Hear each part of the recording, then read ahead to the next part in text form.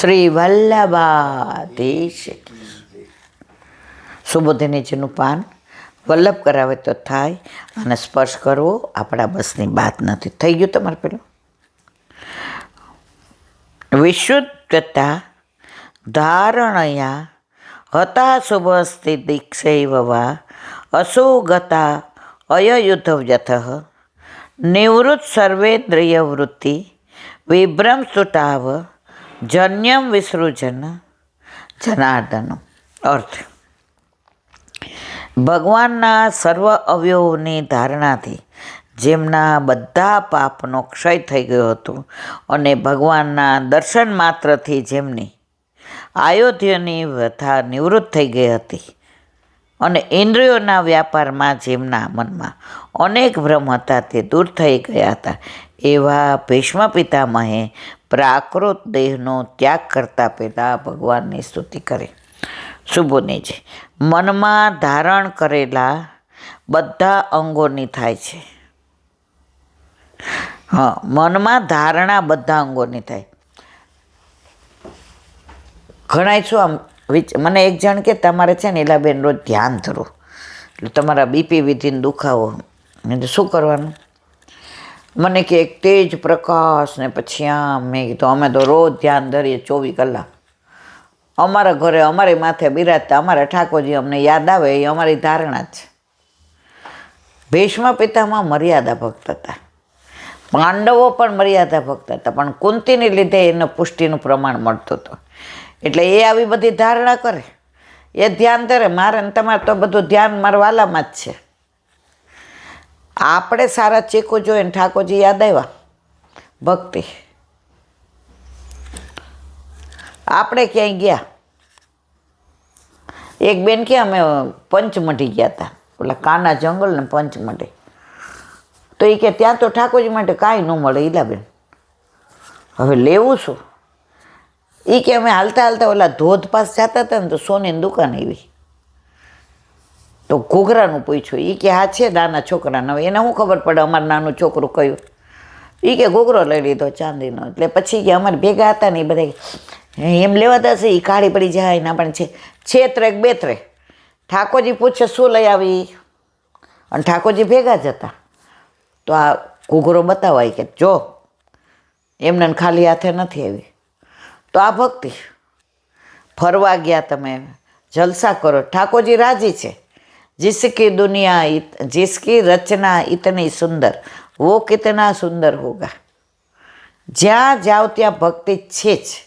આપણે કાશ્મીર ગયા તો ઓલા દાલ સરોવર પાસે બેઠા કે યમુનાજીને કિનારે હાલો આપણે સત્સંગ કરીએ. મારા બેટા પોલીસે તો રોક્યા, यहाँ नहीं बैठ सकते प्लीज़ मैडम. મેં કીધું અમારે ટોક અબાઉટ લોર્ડ કૃષ્ણ. ઓહ કૃષ્ણ. મેં કીધું હા. એ ક્યાંય પોલીસ ચોકી પાસે બેહું કોઈ ઉઠાડશે નહીં. જો પ્રભુએ વ્યવસ્થા કરી દીધી ને. આપણે કાશ્મીરમાં એ દાલ સરોવર માનતા જ નહોતા, આપણે તો યમુનાજી માનતા હતા. તમે જ્યાં જાઓ ત્યાં ભક્તિ છે જ. સિવાય તમારું મન હોવું જોઈએ. હવે તમે અહીંયા ક્યાં સત્સંગ કરો, અહીં તો બધા યવન. એટલે ભાઈ તું ખાલી એક ડગલું હાલ ને બાકી બધી વ્યવસ્થા ઠાકોરજી કરી દેશે. જ્યારે ધ્યાન એક એક અંગનું ધરાય છે, ભીષ્મ પિતામહની ધારણા ભગવાનના સર્વ અવયવમાં હતી, એટલે એમના સર્વ પાપોનો નાશ થયો. એક એક અંગમાં હતી એમની ધારણા, એટલે એક એક એમના પાપનો નાશ થયો. જે પાપ વડે એમણે ભગવાનનો અપરાધ કર્યો હતો તે પાપ તેમજ દ્રૌપદીના ભરસભામાં વસ્ત્રાહરણ જેવા પાપોને રોકવામાં, ઉદાસીનતાના પાપો તથા તે બધા પાપોની સેવક ભાવથી થવાથી નિવૃત્તિ થઈ. જો પાપ તો કર્યા હતા એ સમજતા હતા, પાછા ઓલા સૈયા ઉપર હતા, આપણે બાણ સૈયા ઉપર હતા. તો જેમ જેણે પ્રભુના એક એક અંગની ધારણા કરી એમને બાણનું પેલું છૂટતું ગયું અને છેલ્લે ભીષ્મક કરી અને પછી દેહ છોડે છે. ભગવાનમાં ભીષ્મ પિતામહનો શુદ્ધ ભાવ થયો, એટલે ભગવાને પણ એમના ઉપર કૃપા કરી અને આયુધોના જખમથી થતી પીડા દૂર કરી. જે આ બાણસૈયા ઉપર કેવું દુઃખ થાય, સૂળ કેવા વાગ્યા અને કેટલા દિવસી હતા. જેવું પ્રભુની ધારણા ધ્યાન ધર્યું, એ ધ્યાનની અંદર જ પ્રભુએ એ બધી આયુધો એટલે બાણસૈયાની એમની વેદના દૂર કરી દીધી.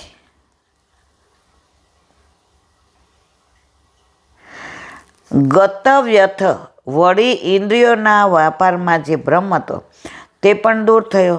આમ ભીષ્મ પિતામહના અંદર અને બહારના બધા દોષો દૂર થયા. જન્ય એટલે જન્મેલા પ્રકૃતિ ઉત્પન્ન થયેલા દેહનો સમૂહ. જનામ પ્રકૃતિ મર્દયતી જનાર્દન. જે પ્રકૃતિને પીડા કરે તે જનાર્દન. જ્યાં સુધી પ્રકૃતિ પીડિત નથી થતી ત્યાં સુધી પોતાના કાર્યને છોડતી નથી. એટલે ભીષ્મ પિતામહે પ્રકૃતિને પીડિત કરનાર જનાર્દન ભગવાનની સ્તુતિ કરી. હવે ભીષ્મ પિતામહની સ્તુતિ. આમ તો શ્રીમદ ભાગવતજી સ્તુતિઓનો ભંડાર છે,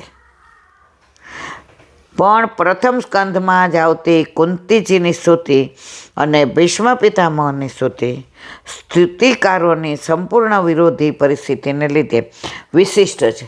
ભાગવતમાં કેટલી સ્તુતિ આવે છે, ધ્રુવની આવે ને, પ્રહલાદની આવે ને, બધાયની આવે, પણ આ બે સ્તુતિ વિશિષ્ટ છે. એમાં દુનિયામાં આટલા ગ્રંથોમાં આટલા બધા ભક્તોમાં એકલા કુંતાજી એવા છે જેણે દુઃખ માગ્યું છે. બધા ભગવાન પાસે શું માગવા જાય? સુખ. અમે ક્યારેય દુઃખી ના થઈએ. કુંતીજી કે ના, મને દુઃખ આપો, તત દુઃખ. દુઃખ હતું તો તમે અમને છોડીને ન ગયા, સુખ આવ્યું તો છોડીને જાઓ છો.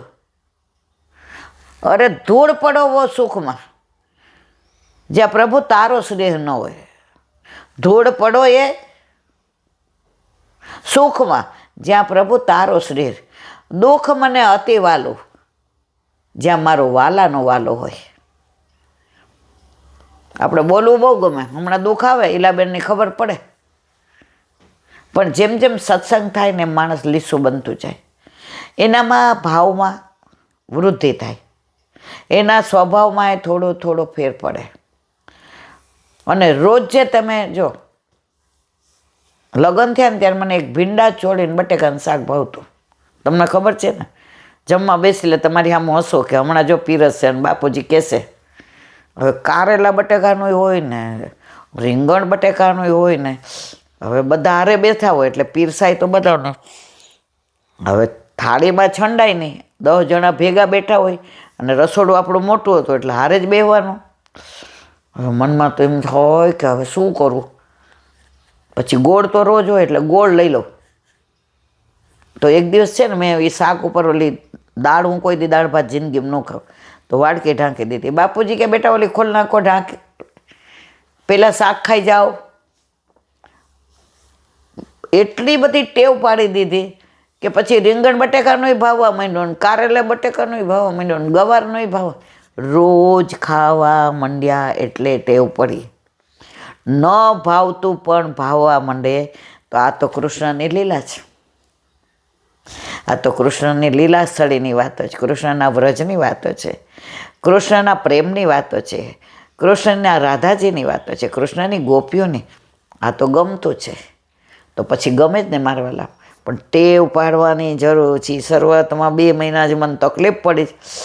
આમ ઉપર આવીને તો એવી દાંત ચડે ને કે નથી ભાવતું ને, નાના પરણી ગયા હોય એટલે આમ.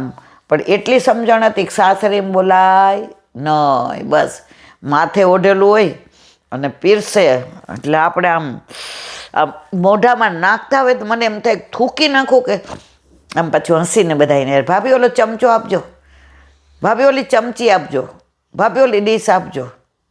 મનમાં એમ થાય ક્યાં આવી અહીંયા પરણીને. પણ એ જ વસ્તુ જ્યારે બધી ભાવવા માંડી ત્યારે ખબર પડી કે બધું ખાવાનું હોય. તો અહીંયા સત્સંગ હોય કે સેવા હોય, એકવાર ટેવ પડી જાય ને મારા વાલા, પછી તો આનંદ છે. પણ ટેવ પાડવી પડે. આજે એક વૈષ્ણવ જ કહેતા હતા, એ કે એક દી સત્સંગમાં ન આવે ને પછી બીજે દી આળસ થાય, પછી ત્રીજે દી એમ થાય હવે આ બધા ક્યાં જાય છે. કાંઈ વાંધો નહીં, પણ ઓલું એક દી ના ગયા હોય ને એ કે એકવાર તો 9:30 કે મારા મિસ્ટરને ત્યાંથી નીકળ્યા. એ કે મને અડધો કલાક જવા દો. એ કે 10 વાગે છૂટી જશે. એ કે વલ્લભના દર્શન થશે, વૈષ્ણવને જય શ્રી કૃષ્ણ કહીશ, અને જેટલો સત્સંગ બાકી છે એટલો તો મળશે. તો પછી બીજે દી આળસ ન થાય. બાકી તમે એકવાર છોડો ને પછી એમ ચાલશે. જો લાફિંગ ક્લબમાં વચ્ચે આપણે 15 દિનો ગયા. સવારે ઉઠવાનું જ મન થાય, 5 વાગે ઉઠીએ તો નાહી ધોઈને તૈયાર થઈને જવાય. પણ જવા માંડ્યા એટલે હવે છોડવું ગમતું નથી. ટેવ.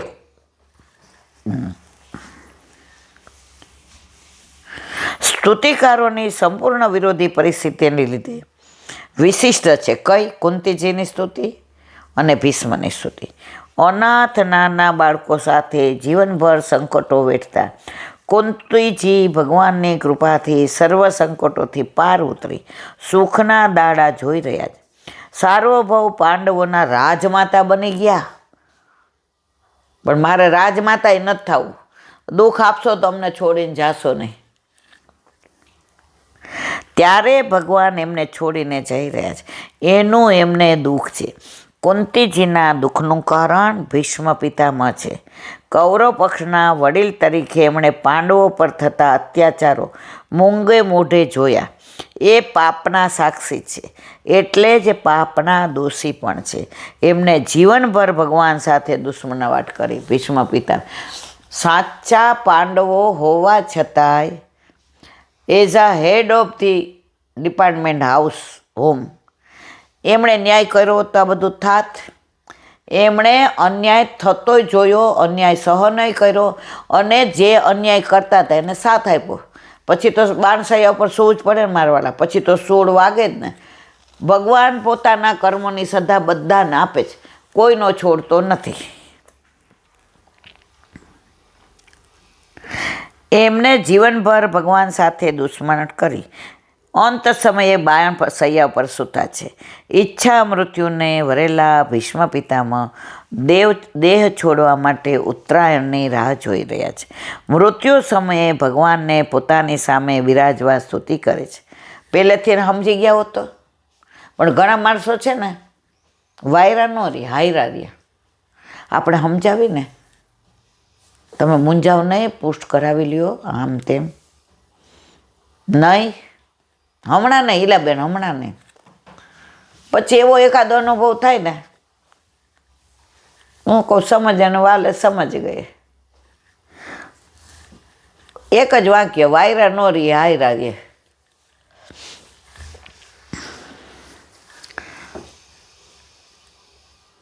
કોલેજમાં હતા ને ત્યારે આપણે ક્યાંક પિકનિકમાં જવાનું હતું, એટલે મારા કાકાએ ના પાડી કે જ્યારે હોય ત્યારે બધા છોકરાઓ યાર શું જવાનું, નહીં જવાનું. મારી બાઈ કીધું કે આ બે છોકરાવાળા ભણે છે ને ફરવા, એટલે પિકનિકમાં તો આખી કોલેજ હોય, એમાં હું છોકરા ને છોકરી. એટલે પછી આમ આપણને ગમે તો નહીં ને બધા જાતા હોય ને. એટલે પછી મેં કીધું સારું. પછી મારી બાને કીધું કાલથી મારે ખાવાનું બનાવતી, મારે ખાવું જ નથી, હું ખાલી ચા જ પીશ. આવા ગઈઢા કજિયા ન કરાય બટા, તારે કાકા કહે છે સારું કહે છે, આમ તેમ. પછી બધા સવારથી સાંજે જઈને આવ્યા ને તો કાંઈક માથાકૂટ થઈ હશે, એટલે આવીને બધા ખદબદ કરતા હતા. એટલે કે હવે પિકનિકમાં નહીં જવાનું. કાકાને મેં કીધું સારું થયું ન ગઈ. એ કે તને સવારનું મારી આમ મોઢું ચડાવ્યું હતું ને, રોજ તું મારી હારે એક થાળીમાં જમી હતી, જય શ્રી કૃષ્ણ કર્યા, એટલે બાકી સવારનું બેબીએ તો ચા જ પીધી જ. હે એ કે ખાધું નથી. મેં કીધું હાલો કાકા હારે જમી લઈએ. વાયરા ન રહીએ, હાયરા રહીએ.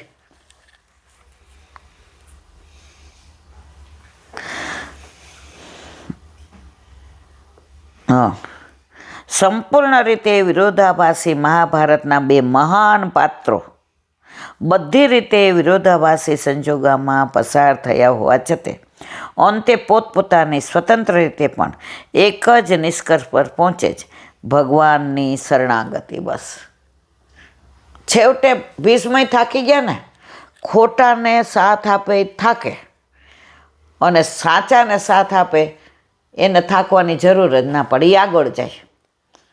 આપણે ઘણીવાર એવું થાય, ખોટાને સાથ આપતા હોઈએ, ખબર હોય આ વ્યક્તિ ખોટું કરે છે, બધાને અન્યાય કરે છે, બધાને વડે જ કાં તોડે છે, આઈ એમ સમથિંગ માને છે, પણ બધાય આમ એનાથી એટલા ડરે, અને ઓલી સાચી વ્યક્તિને એકલા પાડી દે. કાંઈ વાંધો નહીં, ઠાકોરજી કે ચિંતા કરમાં, હું બધું જોઈ લઈશ. આ ભીષ્મ પિતામહને જોઈ લીધા ને, ઈચ્છા મૃત્યુનું વરદાન હોવા છતાંય બાણ સૈયા ઉપર એણે શું પડ્યું, કેટલા દિવસો કરેલો તો બધાય ભોગવવું પડે, અને સાથ આપ્યો એ તો બધા વયા ગયા. એટલે તમે સાચાને સાથ ન આપો તો કાંઈ નહીં, પણ ખોટાને સાથ આપો છો એ તો તમારે જોવાનું. હવે માટે જ ભગવાનને અદ્ભુત કર્મ કહ્યા છે. આ અદ્ભુત કર્મ ભગવાન કરતું અકર્તું અનંતા કરતું પરમાત્મા, સર્વના દુઃખ હરનાર શ્રી હરિના ચરણ કમલમાં શરણાગતિ સ્વીકારી જીવ કૃતાર્થ થાય છે. આ બંને સ્તુતિઓ અને શ્રીમદ ભાગવતજીની બધી સ્તુતિઓ મળી કુલ 27 સ્તુતિઓનો સંગ્રહ છે. કેટલી? એમાં ધ્રુવની આવી જાય ને, પ્રહલાદની આવી જાય ને, બ્રહ્માજીની આવી જાય ને, આપણે ઇન્દ્રની આવી જાય, બધાની આવી જાય. ટોટલ 27 સ્તુતિ છે. વૈષ્ણવોએ આ જાણવા જેવું છે. બોલો વલ્લભા શ્રીમદ ભાગવત. અને મારા गुरुदेव प्रणाम करूँ छू. चंद्र सरोवर पे सूरदास जी के द्वार पे मेरा दंडवत प्रणाम. सुरभि कुंड पे परमानंद दास जी के द्वार पे मेरा दंडवत प्रणाम. जमुनावता पे संकर्षण कुंड पे कुंभन दास जी के द्वार पे मेरा दंडवत प्रणाम. बिच्छू कुंड पे कृष्णदास जी के द्वार पे मेरा दंडवत प्रणाम. कदम खंडी पे गोविंद स्वामी के द्वार पे मेरा दंडवत प्रणाम. अप्सरा कुंड पे चित्त स्वामी के द्वार पे मेरा दंडवत प्रणाम. मानसी गंगा पे नंददास जी के द्वार पे मेरा दंडवत प्रणाम. रुद्र कुंड पे चत्रबुद्धास जी के द्वार पे मेरा दंडवत प्रणाम. વ્રજ વિલાસ વ્રજની ગોપિકાઓને મારા દંડવત પ્રણામ. હે વલ્લભ, સવારથી અત્યાર સુધી સેવા સ્મરણ સત્સંગ જે પણ તે કરાવ્યો તે તારા ચરણારવિંદમાં સમર્પણ કરું છું. ભૂલ અપરાધ થઈ હોય તો ક્ષમા કરજો. બોલો વલ્લભાધીશ કી જય. દ્રઢયેન ચરણન કેરો ભરોસો, દ્રઢયેન ચરણન કેરો. શ્રી વલ્લભ નખ ચંદ્ર છટાભિદ સબ જુગમાં જ અંધેરો ભરોસો. દ્રઢયેન ચરણન કેરો. साधन और नहीं आकली में जासु होयनी.